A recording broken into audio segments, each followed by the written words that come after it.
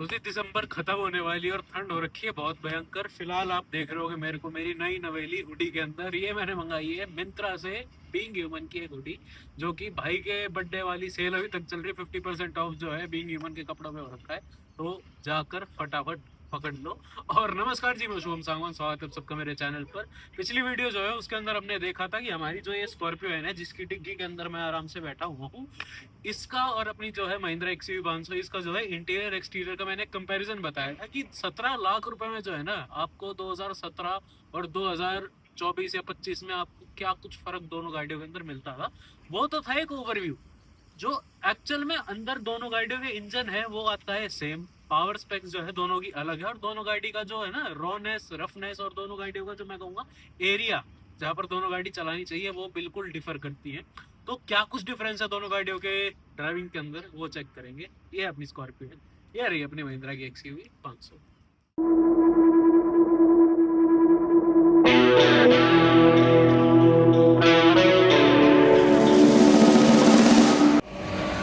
तो जी पहली ड्राइविंग हम शुरू करेंगे अपनी महिंद्रा स्कॉर्पियो NZ2 के साथ। अब मैं आपको फर्क बताऊं, देखो बेस मॉडल का फायदा समझो नुकसान समझो मेरे को नहीं पता। इसके अंदर आती है पावर स्कॉर्पियो क्लासिक और थार 4x4 वाली, यानी कि 2.2 लीटर का वही डीजल का इंजन, एमहॉक स्पेशल, वही सेम इंजन जो है आपको XUV 500 के अंदर मिल जाएगा। देखो होता है ना कि हर कंपनी के अंदर ये चीज़ होती है कि एक इंजन होता है, उसके अंदर सेट ऑफ ट्यूनिंग्स अलग होती है। अब 2200 वाला आपको XUV 700 के अंदर भी मिलता है जो 185 bhp पावर निकालता है। 2200 वाला जो है आपको XUV 500, XUV 700 का जो बेस मॉडल है अपना MX वाला, उसके अंदर मिलता है 155 bhp निकालता है, जो कि XUV 500 में फेसलिफ्ट वाले अंदर जो पावर आई थी वो थी। वही लगभग जो है मेरे ख्याल में अब ट्यूनिंग जो है मेरी XUV के अंदर हो रखी है। That is a whole different thing, ठीक है। अब ये वाली जो पावर स्पेक है ना, ये आती है 130 bhp और 300 Nm का टॉर्क आता है इसके अंदर मेरे ख्याल में हाथ मार के। और इस सीन के अंदर सीन ये है भाई साहब कि कहीं ना कहीं ये गाड़ी जो है ड्राइविंग में अगर आप फर्क लाओ XUV 500 और स्कॉर्पियो N के ये जो बेस मॉडल है इसके अंदर, तो ड्राइविंग के अंदर फर्क आता है। पावर इसके अंदर ऑब्वियसली इसके अंदर जो है आपको कम फील होती है ड्राइविंग के टाइम, वो समझ आता है, क्योंकि वाइब्रेशन आती है, लोअर जो RPM है उसके अंदर ऐसे धीरे धीरे करके उठती है। और जबकि वो वाला जो 140 bhp वाली पावर आती थी उसके अंदर, दैट वाज डिफरेंट, बढ़िया झोटा चीज़ थी वो। मैनुअल है इसके अंदर, वो वाली मेरी ऑटोमेटिक है। तो मैं इंजन हल्की फुल्की जो है पावर की आपको जो है बातें बताऊंगा, ट्रांसमिशन की बात नहीं करूंगा क्योंकि ये मैनुअल है, वो वाली जो है अपनी ऑटोमेटिक है, तो ट्रांसमिशन वाला फैक्टर इसके अंदर नहीं लाऊंगा। और अंदर बैठते हैं। अपर मॉडल जो आते हैं स्कॉर्पियो N के, उसके अंदर आता है जी 170 bhp की पावर और भयंकर Nm ऑफ टॉर्क। गाड़ी को ऐसे कर लेंगे हम स्टार्ट। अब इसके अंदर ना ऑटो स्टॉप आता है, वो नहीं पसंद मेरे को। सबसे पहले बैठते ही मैं जो है कमी अगर बताऊं इसकी, तो बेस मॉडल के अंदर ना मेरे को सबसे बड़ी कमी लगती है कि भाई साहब इसके अंदर ना आपको वो सीट जो है हाइट एडजस्टेबल नहीं मिलती, ये वाली ड्राइवर वाली, और XUV के अंदर ऑब्वियसली मिलती है। तो पहले बैठ के जो है ना मैं आपको चीज़ें समझाता हूँ कि जैसे लास्ट वीडियो जो थी जिसके अंदर मैंने आपको बताया था, साइड की जो ORVM है वो मेरे लिए पहली बात ब्लाइंड स्पॉट क्रिएट करते हैं। दूसरी चीज़, इसका जो बोनेट है ना, आपको हाईवे पे या लॉन्ग ड्राइव्स पे या नॉर्मल जो खुली सड़क है ना उसके अंदर बढ़िया कॉन्फिडेंस देता है, बढ़िया मजे आते हैं। लेकिन सिटी के अंदर आप इस चीज़ को ड्राइव करते हो ना, तो आपको थोड़ा यूँ लगेगा कि हल्का सा और सड़क से कनेक्टेड होता, थोड़ा सा और जो है मेरे को ये छोटी चीज़ें जो है ये थोड़ी और अच्छे से दिखती। अब इधर का ना मेरे को आज तक ढंग से आइडिया ही नहीं हुआ, पता नहीं क्या सीन है। XUV तो मैं ऐसे आंख बंद करके चलाता हूँ, नई गाड़ी है शायद इसलिए, बट लगता है यार थोड़ा सा फील होता है। अब मेरा जो है ना आई लेवल इतना है, हाइट एडजस्टेबल होता तो इतना होता, तो फर्क आप देख सकते हो कितना है। क्लच दबाऊं, पहला गियर लगाओ, 6 स्पीड का आपको मैनुअल मिलता है as usual, as I said. Clutch आराम से जो है छोड़ोगे, रिलीज करोगे, गाड़ी अपने आप बढ़नी शुरू हो जाती है। अब क्लच का मैं सीन बताऊं, जो XUV 500 के अंदर क्लच आता था ना, वो उसका सबसे बड़ी कमी थी, वो ऐसे आता था, ठीक है। इसके अंदर बाउंस बैक वाली चीज़ नहीं है। नया बंदा भी जो है ना इसका क्लच यूज़ करे तो मुश्किल ही होगा कि गाड़ी जो है आपकी स्टॉल होएगी, बंद होएगी। गियर लगाएंगे दूसरा, क्लच में आराम से उठा ली। अब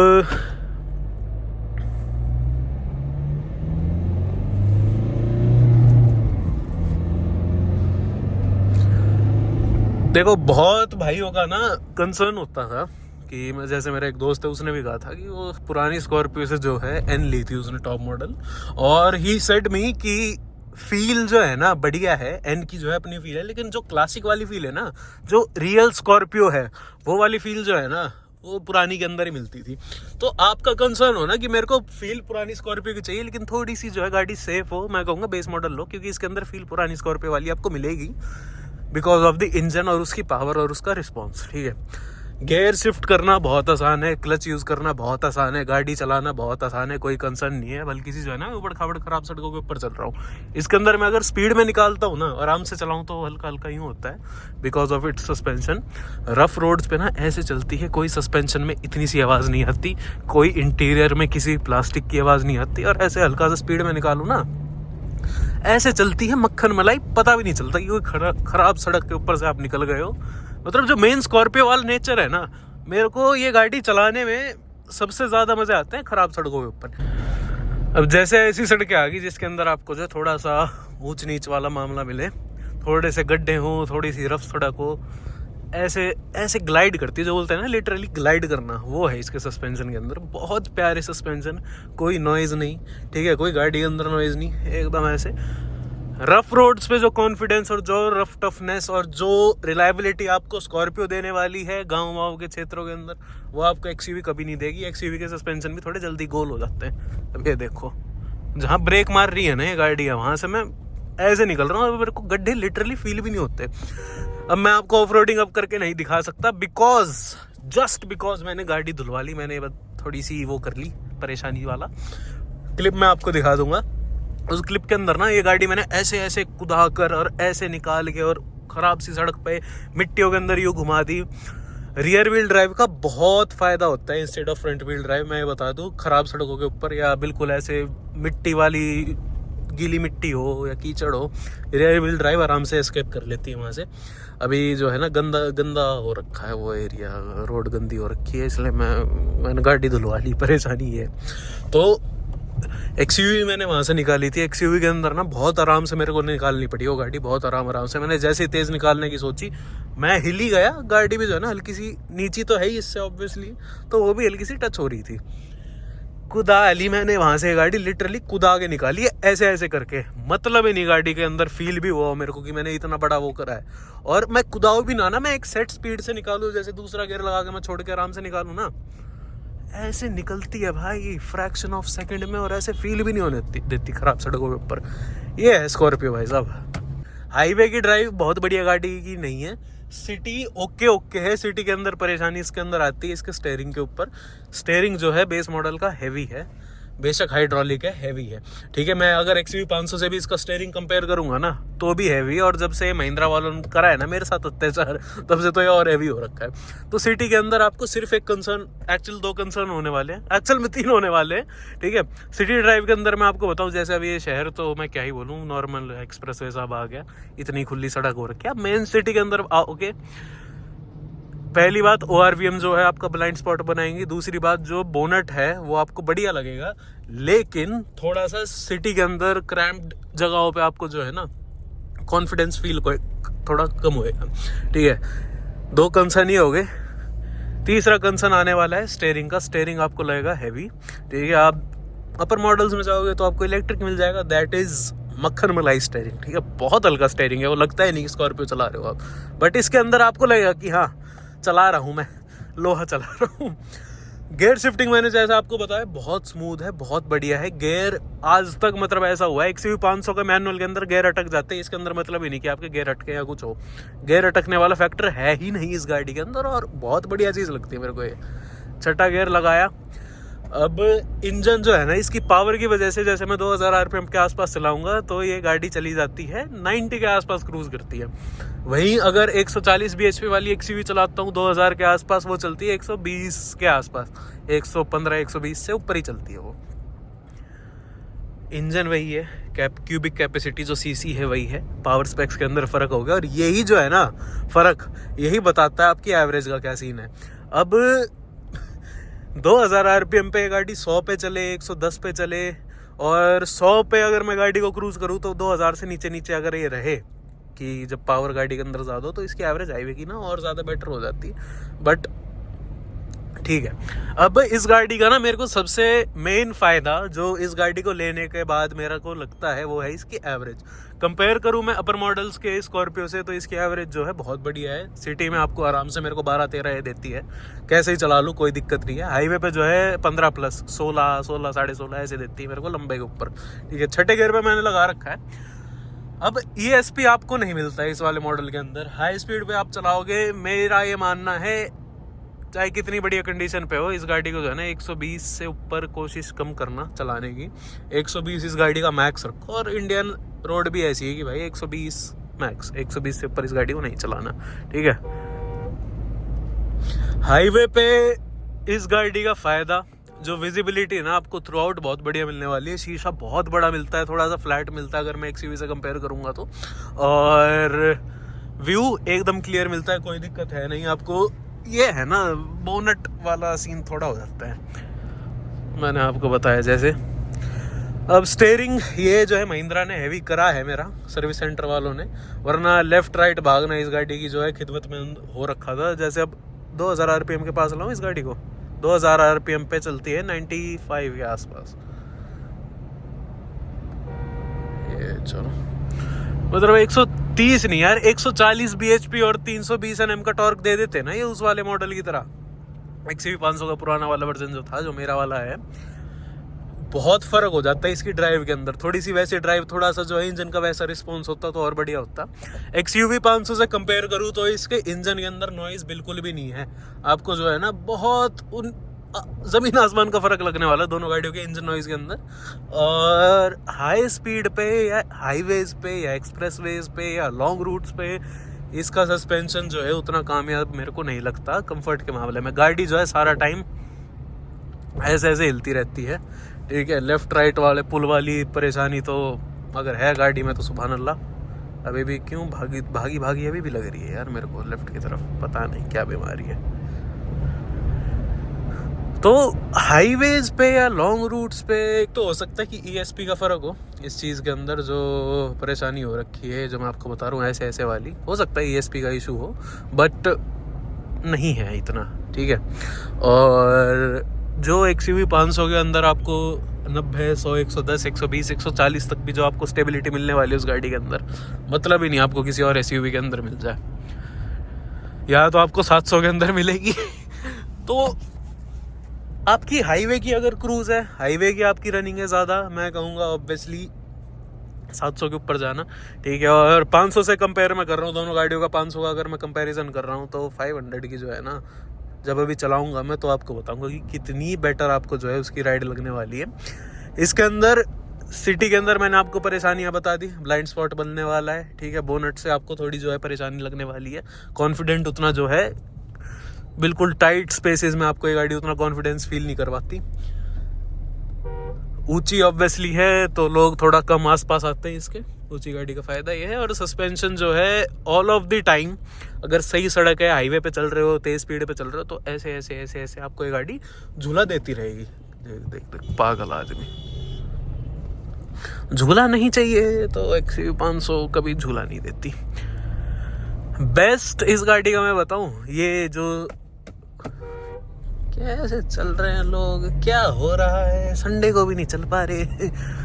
मतलब बेस्ट एरिया इस गाड़ी का मैं आपको बताऊं ड्राइविंग का, वो है खराब सड़कें या गांव की सड़कें। उसके अंदर भी तेज निकाल लो, कुदा लो, कैसे चला लो, ना सस्पेंशन में चू आवाज आने वाली, ना इंटीरियर में चू आवाज आने वाली। जबकि XUV 500 ना बदनाम थी इंटीरियर नॉइज की वजह से। और दोनों गाड़ियों का ना मैं कहूँगा सेगमेंट ही अलग है। ये थोड़ी ऑफ रोडर किस्म की है गाड़ी। ठीक है, ये सॉफ्ट रोड्स के लिए उतनी मजेदार चीज़ नहीं है, बल्कि अगर मेरे ख्याल में ESP वाला वर्जन हो, ज़्यादा पावर वाला वर्जन हो, तो हो सकता है हाईवेज पे थोड़ा और ज़्यादा आपको दे। पर मैं पर्टिकुलरली सिर्फ इस मॉडल की बात करूँ तो नॉट फॉर लॉन्ग राइड्स और हाईवेज। ठीक है, सीट्स आपको उतनी कम्फी नहीं लगने वाली, ठीक सी आपको होल्ड अच्छे से करती है, थोड़ी सी और कंफर्टेबल होती है और बढ़िया लगता है मेरे को।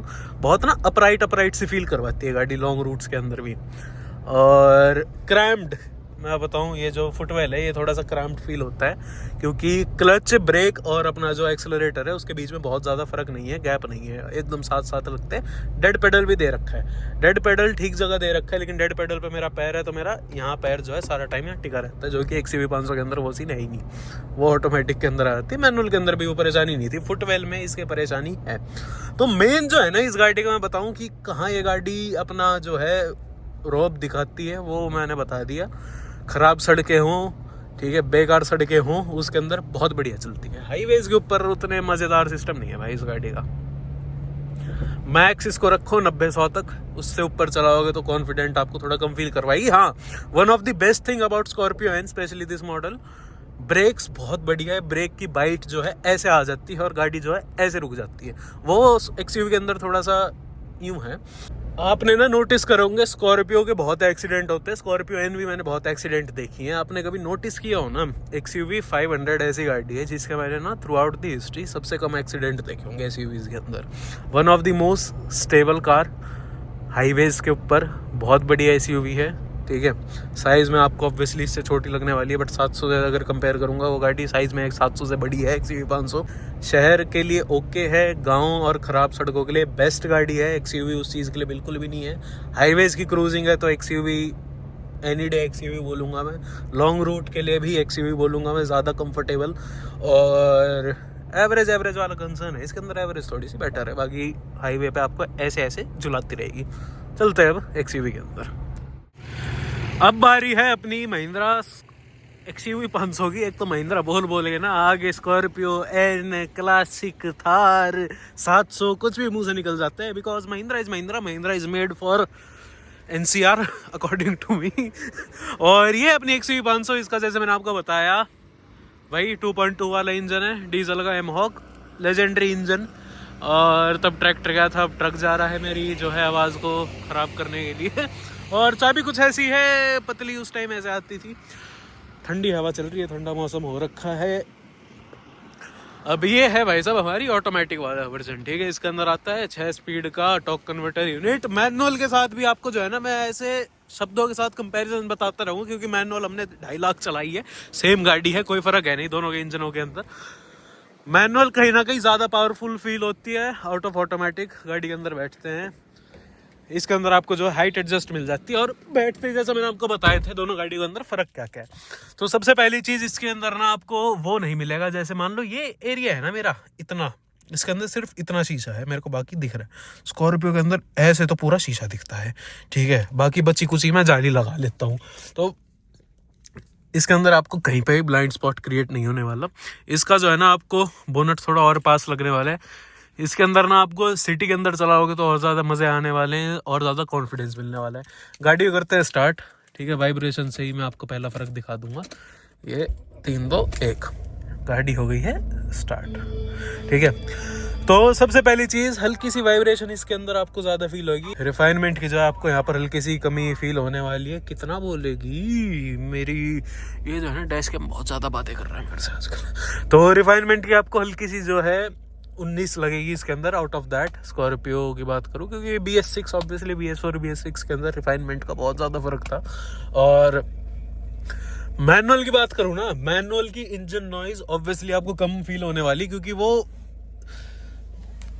इतने RPM से और धीरे धीरे करके उठती है। ऑटोमेटिक जैसे मैंने यहाँ पर गियर लगा दिया, डी कर दिया, अब रेस दूंगा तो सीधा ही RPM ऐसे उठता है, जिस वजह से एक्सेलरेशन शुरू में एकदम ही इनिशियली उठ जाती है और उस वजह से आपको जो है इंजन की आवाज़ ज़्यादा फील होती है। मैनुअल वाली के अंदर कोई ऐसा सीन नहीं था, आराम से जो है गाड़ी चल रही है। अब मैं बैठते ही पहला फ़र्क बताऊँ, ठीक है। हाइट एडजस्ट का बहुत ज़्यादा फ़र्क लगता है मेरे को, उसके अंदर हाइट एडजस्ट मेरे को मिलना चाहिए था। शीशा इसका जो है थोड़ा सा और स्लांटिंग है, तो आपको व्यू ठीक मिलता है, लेकिन उसके अंदर ना आपको और ज़्यादा, भाई इतना लेफ्ट क्यों जा रही है, सारी गाड़ियाँ लेफ्ट क्यों भागने लगी। हवा कम होगी इस टायर में, whatever the issue is। Mahindra left भागना, महिंद्रा का काम है लेफ्ट भागना। स्टेयरिंग की बात करते हैं सीधा स्टेयरिंग इसके अंदर भी हाइड्रोलिक है, इसके अंदर कोई इलेक्ट्रिकल स्टेयरिंग नहीं आता था। लेकिन अगर मैं कंपेयर करूँ तो इसका स्टेयरिंग जो है बहुत ज़्यादा लाइट है। स्कॉर्पियो NZ2 से अगर मैं बात करूँ, अपर मॉडल से अगर मैं कंपेयर करूँगा, ये देखो Z2 है सफ़ेद रंग की, जो कि सही में Z2 लग रही है। ब्लैक का यही फ़ायदा है उसके अंदर ना, ये ब्लैक डोर हैंडल्स छुप जाते हैं बेचारी के अंदर। ख़राब रोड से जैसे यहाँ से मैं निकाल रहा हूँ इसको, भाई इसकी तो सस्पेंशन अच्छे से फील हो रहे हैं मेरे को। आवाज़ करते हुए धुलवाऊँगा तो थोड़े ठीक हो जाएंगे, कीचड़ विचड़ लगी हुई है इसलिए फील हो रहे हैं। बट हाँ, ये गाड़ी ना मैं बोलूँगा ख़राब सड़कों के लिए ऑब्वियसली नहीं बनी थी। This was a soft roader.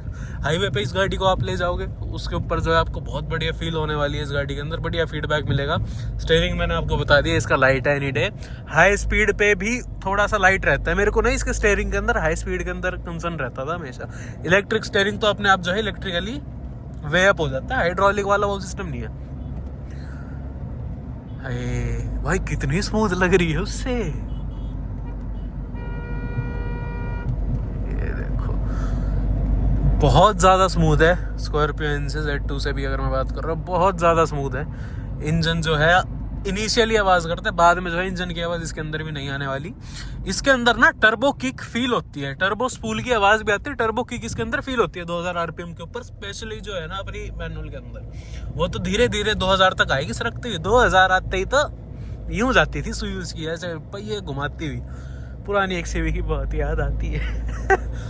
But चलो खींचो अब इसको 2000, ये गेयर इसने डाउन करा, खींचो खींच खींचो खींच खींचो खींच खींचो खींच 100। पता नहीं चलता मैं 100 का 120 चलाऊं, इसको 140 चलाऊं। जो स्टेबिलिटी और जो मेरे को कॉन्फिडेंस स्कॉर्पियो इनके अंदर 80-90 में मिलता है ना, वो मेरे को इस गाड़ी के अंदर 150 की स्पीड पे भी मिल सकता है। ठीक है, इस गाड़ी का बॉडी का शेप ही उस हिसाब से बनाया गया है, बिल्कुल उसकी तरह फ्रिज की तरह नहीं बनाई हुई है। इसको जो है थोड़ा सा सही एरोडायनेमिक्स दिए थे इस गाड़ी को। ये लो खींचे, क्या बात भाई। अच्छा, इंजन जो है ना, एक तो ये चीज़ समझो, जब भी मैं किसी को समझाता हूँ ना कि इसके अंदर जैसे मेरी वाली स्कॉर्पियो है, इसके अंदर पावर कम है, तो सब बोलते हैं अच्छा छोटा इंजन है, छोटा इंजन है। इंजन ये थ्रू आउट सारे डीजलों के अंदर, Scorpio N, Scorpio classic, Thar 4x4, XUV 700, XUV 500, इनके अंदर जो है डीजल 2.2 mHawk ही आता है। ठीक है, फर्क सिर्फ ट्यूनिंग का है। इसके अंदर जो 140 bhp और 320 Nm का टॉर्क आता था, इसके फेसलिफ्ट के अंदर 155 bhp और 360 Nm का टॉर्क आता था। स्कॉर्पियो एन का वो जो है वर्जन, स्कॉर्पियो क्लासिक और थार 4x4 के अंदर वही 130 ना, हाँ 130 bhp मिलती है। स्कॉर्पियो एन के अपर मॉडल्स के अंदर जो है आपको 175 मिलता है। XUV 700 के अंदर आपको 185 मिलता है। ये bhp जो है ना, ये ECU की ट्यूनिंग अलग होती है सारी गाड़ियों के अंदर, इंजन वही है। ठीक है, तो क्यूबिक कैपेसिटी 2.2, ट्यूनिंग के साथ ही जो है ना गाड़ी के अंदर रिफाइनमेंट के अंदर बहुत ज़्यादा फर्क आ जाता है। अब इसके अंदर और ज़्यादा पावर हो तो गाड़ी और ज़्यादा रिफाइन हो जाती है। तो गाड़ी आपने ये नोटिस करा होगा, जितनी पावरफुल होती है जो गाड़ियाँ, जितना जो है उनके अंदर सिलेंडर भी ज़्यादा होता है, उतनी स्मूथ और उतनी रिफाइंड होती है। ये होता है इंजन का खेल। अब ये देखो स्टीयरिंग, जो शहर में लाइटनेस चाहिए वो तो है ही, ये हाईवे के ऊपर भी, ये देखो ये देखो ये देखो ये देखो ये देखो, हाईवे के ऊपर भी स्टीयरिंग उतना। XUV 500 का मेरे को सिर्फ एक कंसर्न लगता था on the highway, on long routes, highway के ऊपर 100-120 की स्पीड के ऊपर भी स्टीयरिंग उतना ज़्यादा वे अप नहीं होता था, लाइट ही रहता था। हल्का सा यूँ करूँ ना तो कुछ ज़्यादा ही गाड़ी इधर उधर चली जाती थी। ये सीन है। अब देखो इसको मैं 2000 RPM के आसपास चलाऊंगा ना, ये चलेगी 120 के ऊपर। अभी 100 पे चल रहा हूँ और 1700-1600 के आसपास इसका RPM सारा होगा। फ़र्क एक ये आ जाता है। स्मूथनेस जैसे मैंने आपको बताया, हाईवे के ऊपर स्टेबिलिटी नेक्स्ट लेवल। ठीक है, स्कॉर्पियो का ये है वो यूं डामाडोल सिस्टम उसका हाईवे के ऊपर मेरे को लगता है। ठीक है, स्कॉर्पियो जो बनी है वो रफ रोड्स के लिए बनी है, रफ पैचेस के लिए बनी है, गांव की सड़कों के लिए बनी है। उन सड़कों के ऊपर आप इसके सस्पेंशन से रिलायबिलिटी मांगोगे, नहीं मिलेगी आपको। XUV 500 की सस्पेंशन 60-70 हज़ार मैक्स चलते हैं अगर आप सॉफ्ट रोडों पे चलते हो तो भी। ठीक है, गाड़ी वाड़ी कुदाते नहीं हो तो भी, ये मैंने बता दिया। जबकि स्कॉर्पियो का हो सकता है थोड़े सस्पेंशन ज़्यादा चलते होंगे अगर आप सॉफ्ट चला रहे हो, रफ चला रहे हो तो भी उसकी लाइफ और उसका जो रिस्पॉन्स है आपको बहुत बढ़िया मिलने वाला है। 80 के ऊपर चला रहा हूँ, 1500 RPM पे गाड़ी चल रही है, इतनी स्मूथ और इतनी आराम से कामली चलती है ये। अच्छा, इंजन की बात कर रहा था, जैसे मैं उसके ऊपर था, मैंने आपको CC VCR पावर समझाई। वो गाड़ी ना जल्दी गियर मांगती है, मैनुअल के अंदर जल्दी जल्दी गियर बदलो, ठीक है। और 5वें और 6ठे गियर के अंदर तो उसके बिल्कुल फर्क नहीं लगता मेरे को, बिल्कुल से 19-20 का फर्क आता होगा आरपीएम के फ्लक्चुएशन के अंदर। जबकि XUV 500 के अगर मैं मैनुअल की बात करूँ ना, अगर एक बार XUV 500 के क्लच को आपने हैक कर लिया कि कैसे यूज करना है, जितने मजे XUV 500 के आपको ऑटोमेटिक के अंदर आने वाले हैं, मतलब मैनुअल के अंदर आने वाले हैं, मतलब ही नहीं आपको जो है ऑटोमेटिक के अंदर वो मजे फील होए। ये देखो ये पकड़ लिए, ये काम है इनका। पुलिस चोरों को नहीं पकड़ रहे, गाड़ियाँ पकड़ लो पहले तुम। ग्रैब फॉर उठाए जब से मजे आ रहे हैं गाड़ी चलाने में। यस, सो जैसे मैं आपको बता रहा था, जितने मजे आपको XUV 500 की ड्राइव के अंदर ओवरऑल आने वाले, जैसे अभी मैं चला रहा हूँ ना, हाईवे के ऊपर चला रहा हूँ, लंबा चला रहा हूँ, इस गाड़ी को मैं अभी 1000 किलोमीटर खींच जाऊंगा, मेरे को पता भी नहीं चलेगा। मैं XUV स्कॉर्पियो इनके अंदर मैं परेशान हो जाऊंगा, मैं तंग हो जाऊंगा। और मैं मैनुअल की बात कर रहा हूँ, जिसने इसका क्लच एक बार चलाना समझ लिया ना कि XUV 500 का क्लच और गियर का सिस्टम कैसे वर्क करता है, इतने मैं ऑटोमेटिक को छुओगे भी नहीं तुम, इतने मजे आएंगे मैनुअल के अंदर, वो भी हाईवेज के अंदर। सिटी के अंदर आपको मैनुअल गाड़ी चलानी है तो शहर के अंदर मैनुअल स्कॉर्पियो एन ही आपको हल्की सी ठीक लगेगी। मैनुअल XUV 500 का वो क्लच जो है ना आपको हल्का सा परेशान करेगा। बट स्टेयरिंग वाली बात है तो स्टेयरिंग इसका बहुत ज़्यादा बेटर है स्कॉर्पियो से। सिटी ड्राइव्स के अंदर Z2 से कंपेयर कर रहा हूँ, दोनों गाड़ियों के स्टेयरिंग हाइड्रोलिक आते हैं, फ़र्क देख लो आप कितना है, ठीक है। और गाड़ी सिटी के अंदर मैन्यूवर करनी ये बहुत ज़्यादा इजी है, ठीक है। This car is much easier to manoeuvre in the city, जो है इसका आपको जो है कहीं पे भी ब्लाइंड स्पॉट क्रिएट नहीं होने वाला। और जितना कॉन्फिडेंट ये गाड़ी, मैंने कल की वीडियो में भी आपको बताया था, चारों गाड़ियाँ जो है मेरी, उनमें से जितना कॉन्फिडेंस ये गाड़ी मेरे को देती है उतना कॉन्फिडेंस मेरे को कोई गाड़ी नहीं देती ओवरऑल ड्राइविंग के अंदर। हाई स्पीड में ऑब्वियसली कैमरी एक्सेल करती है, ठीक है, क्रूजिंग के अंदर ऑब्वियसली कैमरी एक्सेल करती है, लेकिन एक होता है ना कि आपके पास ऑप्शन हो ऊंची गाड़ी आपको कौन सी रखनी है। अगर मेरे पास ऑप्शन हो दोनों गाड़ियों में से मैं ऊंची गाड़ी कौन सी रखना पसंद करूंगा अभी भी, तो ओवरऑल मैं इसी गाड़ी को कहूँगा, ठीक है। अगर मेरी स्कॉर्पियन अपर मॉडल की होती या फिर XUV 700 होती तो मैं सोचता, बट XUV 700 से भी मेरे को XUV 500 बेटर लगती है, क्योंकि सीटिंग हाइट और ओवरऑल जो है रिलायबिलिटी मेरे को इसके अंदर बेटर लगती है। सस्पेंशन मैंने आपको बता दिया क्या फ़र्क है दोनों के अंदर। ये है सॉफ्ट रोडर, हाईवे के ऊपर इसको चलाओ मज़े आ जाएंगे, मौज कर देगी ये गाड़ी, ठीक है। खराब सड़कों के ऊपर चलाओगे तो उतने ज़्यादा मज़े इस गाड़ी के अंदर नहीं आने वाले। वहीं पे Scorpio N is completely opposite, ठीक है, कम्प्लीटली ऑपोजिट। इससे ज़्यादा मेरे को बोलने की ज़रूरत है नहीं दोनों गाड़ियों में। और ठीक है यार, अब जैसे मैं आपको एक ख़राब सड़क दिखा रहा था, ठीक है, यहाँ से दिखाते हैं, ये देखो अभी यहाँ चल रहे हैं ना,